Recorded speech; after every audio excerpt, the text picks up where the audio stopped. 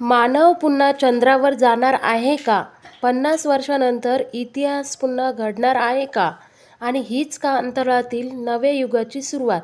होय, कारण 4 अंतराळवीर एका ऐतिहासिक मोहिमेसाठी चंद्राकडे झेपावले आहेत.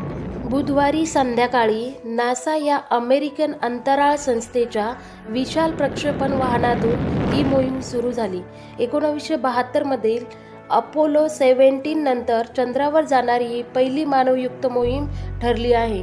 भारतीय वेळेनुसार गुरुवारी पहाटे 4:05 फ्लोरिडातील केनेडी स्पेस सेंटर येथून प्रक्षेपण झाले.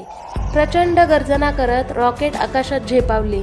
त्याचा आवाज अनेक किलोमीटरपर्यंत घुमला आणि हजारो लोकांनी टाळ्यांचा कडकडाट करत हा ऐतिहासिक क्षण अनुभवला.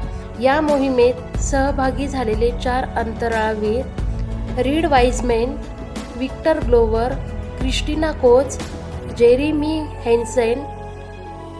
प्रक्षेपणापूर्वी अंतराळवीरांनी भावनिक संदेश दिले.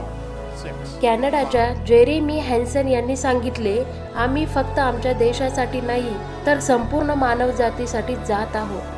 या मोहिमेच्या प्रक्षेपण प्रमुखांनी सांगितले, तुम्ही तुमच्यासोबत संपूर्ण जगाची आशा, धैर्य आणि स्वप्न घेऊन जात आहात. ही केवळ मोहीम नाही तर पुढच्या पिढीसाठी प्रेरणा आहे.